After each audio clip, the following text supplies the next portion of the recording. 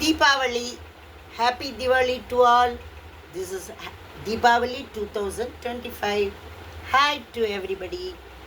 தீபாவளி அன்னிக்கும் இன்னிக்கும் அப்படிங்கிற டாபிக் இன்னைக்கு. தீபாவளி அன்றும் இன்றும். அன்று வறுமையில் வளமை, இன்றோ வளமையில் வறுமை. எல்லாம் இருந்தும் எதையோ தொலைச்ச மாதிரி இருக்கு இல்லையா? இதோ டேபிள் பூரா இனிப்புகள், பகிர்ந்து கொள்ள ஆள் இல்லை. கொஞ்சமே கிடைச்சாலும் அம்மா கையால் கிடைச்சவ சூப்பரில். என்னன்னு கேட்டேன்னா அதுக்கெல்லாம் மனசு நம்மளுக்கு ஏங்கும். இப்போது எங்கள் வீட்டில் எல்லாம் மூணு பேர் இருந்தோம். என்னென்னா, ஆனால் ஒரு டோட்டல் ஜாயிண்ட் ஃபேமிலி. அம்மா, அப்பா, பாட்டி அப்படின்னு நிறைய பேர் இருக்கா. நாங்கள்லாம் கவுண்டே பண்ணினதில்லை. இன்றைக்கி வீட்டில் எத்தனை பேர்னு கூட எங்களுக்கு தெரியாது. ஏன்னா எங்கள் தாத்தா, பாட்டி, அப்புறம் எங்கள் தாத்தாவோட ஃப்ரெண்டுன்னு ஒருத்தர் இருப்பார், அப்புறம் எங்கள் தாத்தாவோட தம்பி ஒய்ஃப் இருப்பாள், அப்புறம் இப்படி ஒரு பெரிய க்ரௌடு. எங்கள் அத்தை, பெரியம்மா, சித்தி, சித்தப்பா எல்லாருமே சேர்ந்தே தான் அங்கே வாழ்ந்தோம். அப்போ என்னென்னா, அக்கம் பக்கம் வேறு அவளும் சேர்ந்து நம்மளோட தீபாவளி கொண்டாடிடுவாள். அதனால் எல்லாருமே கூடி வாழ்ந்த காலத்தை பற்றி தான் இப்போ பேசுகிறேன். இப்போது போல கடைகளில் வாங்கி பண்டிகைகளை கொண்டாடும் காலம் அன்றல்ல. பாட்டியும் அம்மாவும் இணைந்து பலகாரங்களை செய்கையில் அந்த வாசம் நம்ம சுவாசத்தில் கலந்து, ஆஹா, அம்மாவின் முந்தானை வாசத்துக்கு பிறகு இன்றும் என்னால் மறக்க முடியாதது அது. சங்கு பட்சணம்னு அம்மா ஒன்று பண்ணுவாள். சங்கு போல் இருக்கும். அதில் இனிப்பாக காரமாக ரெண்டுமே செய்வாள். ரெண்டாவது, இப்போல்லாம் அந்த பட்சணம் யாருக்கா தெரியுமான்னு கூட தெரியல. ரெண்டாவது, எங்கள் அம்மா அந்த இப்படி இப்படி தேய்ச்சி ஒரு மைதா கட்டையை வச்சு ஏதோ பண்ணுவாள்.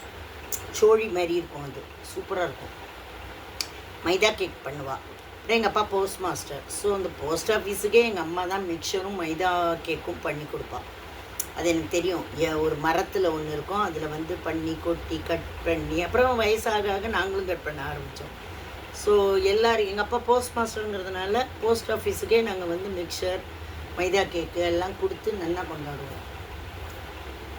சரி, இப்போ விஷயத்துக்கு வருவோம். விடிய காலை எழுந்தோன்னே நலங்கு, அந்த எண்ணெய் கொடிய கண்ணில் புகுந்து எரிச்சலை தரும் ஒரு சீயக்காய்.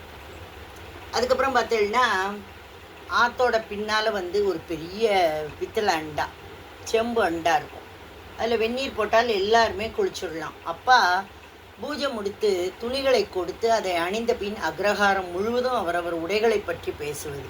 வீடு வீடாக போய் எல்லாத்தையும் நம்ம கொடுக்குறதே எதுக்கு? எல்லாருமே நம்ம ட்ரெஸ்ஸை பார்க்கணும், இந்தாங்கோ அப்படி சொல்லிட்டு எல்லாம் பகிர்ந்துண்ட காலம். அப்போ அடுத்தாப்பில் தீபாவளி மலர் புத்தகங்களுக்காக போட்டி போடுவோம். தீபாவளி மலர்லாம் கல்கிலாம் செம்மையாக இருக்கும், வாங்கி படிச்சுட்டே இருப்போம் நாங்கள். அதுக்கப்புறம் எங்களுக்கு எந்த குறையும் தெரியாமல் வளர்த்தவர் எங்கள் தந்தை. நான் ஒரு தாயை ஆனப்புறம்தான் அவரோட கஷ்டத்தெல்லாம் நான் புரிஞ்சுட்டேன். ஒரு ஃபேமிலினா என்னெல்லாம் நமக்கு ஒரு கஷ்டம் இருக்கும்னு. அப்புறம் எங்கள் பண்டிகைகளை சிறப்பாக்க கட்டாயம் எங்கள் அம்மாவும் அப்பாவும் எவ்வளவோ கஷ்டப்பட்டிருப்பா. எங்கள் தாய் தந்தையரின் மறைவுக்கு பின்னால் அந்த பண்டிகையின் சந்தோஷங்களும் போய்விட்டன என்பதுதான் உண்மை. ஆனால் ஒரு அம்மாவா எனது குழந்தைகளுக்கு இந்த பண்டிகை இயக்கங்கள் துளியும் வராமல் பார்த்து கொண்டவள் நான். என்னோட அப்பாட்டிருந்து நான் கற்றுண்ட பாடம் அது. என் மகன்களும் நான் சொல்லிக் கொடுப்பது பண்டிகைகளை கொண்டாடுங்கள். இன்றைய தலைமுறையினருக்கு எளிதாய் கிடைக்கின்ற இந்த துணிமணிகள், இனிப்புகள், இதற்காக வருஷம் பூரா தீபாவளி தான் இல்லையா? அப்போல்லாம் தீபாவளிக்கு மட்டும்தான் ட்ரெஸ் எடுப்போம். ஸோ அன்றைய தீபாவளிகள் இன்றும் மனதில் நிலையாய் நிற்க காரணம், எதுவும் எங்களுக்கு எளிதாய் கிடைத்ததில்லை. வருடம் ஒரு முறை தான் புது துணி, அதுவும் அநேகமாக யூனிஃபார்மாக தான் இருக்கும். இன்னும் சொல்ல போனால் இன்றைய தலைமுறை வெறுத்து ஒதுக்கும் இட்லி தான் அன்றைய தீபாவளிகளில் மெயின் மெனு. ஆனால் இன்றைக்கி இட்லி சுடுறது ஈஸி, ஐடி மாவை வாங்கி சுட்டுட்டு போயிடலாம். ஆனால் அன்றைக்கெல்லாம் உட்காந்து ஆட்டணும். தோசை சுடுறது இன்னும் கஷ்டம், வெரி காஸ்ட்லி ஃபுட். தோசை தான், எண்ணெயும் செலவாச்சே இல்லையா? அப்படிலாம் இருந்த காலமெல்லாம் உண்டு. அப்புறம் முழு முழு நாளும் தீபாவளியை கொண்டாடுவோம்ப்பா. இப்போல்லாம் 1 மணி நேரம் 1/2 மணி நேரம் கொண்டாடிட்டு அவ்வளோதான், சாஸ்திரத்துக்கு ஓவர் அப்படின்றோமே. அப்படிலாம் கிடையாது. ஃபுல் டே தீபாவளி தான் எங்களுக்கு. பட்டாசோட சத்தம் வந்து நாள் பூரா கேட்கும். இப்போ அஃப்கோர்ஸ் ரெஸ்ட்ரிக்ட் பண்ணிட்டாங்க. ஸோ அதே ஊர், அதே அகரகாரம், அதே அம்மா அப்பா பாட்டி, அதே உடன்பிறப்புகள், அதே சந்தோஷம். குழந்தைகளாகவே இருந்து மீண்டும் மீண்டும் கொண்டாடணும் தீபாவளியை. அனைவருக்கும் இனிய தீபாவளி நல்வாழ்த்துக்கள். பாய். நல்லா போய் எல்லோரும் பட்சணம் சாப்பிடுங்கோ, சூப்பராக இருங்கோ. சரியா? எல்லோரும் ஹாப்பி தீபாவளி. நியரஸ்ட்டாக சொல்லியாச்சு. Bye dears. நல்லா கொண்டாடுங்க தீபாவளிலாம்.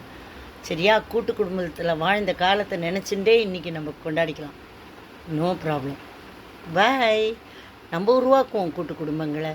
நம்மளோட ஆட்டிடியூடை குறைச்சிண்டு நம்ம குணங்களை மாற்றிண்டா கூட்டு குடும்பங்கள் ஆட்டோமேட்டிக்காக வரும். மனுஷாலோட தனி மனித ஆட்டிடியூடு தான் வந்து இன்றைக்கி தனி குடும்பங்களை உருவாக்குறது. வேண்டாம். தனிந்த இடத்தில்தான் தண்ணீர் நிற்கும். எல்லாரும் கொஞ்சம் தாழ்ந்தே இருப்போம்.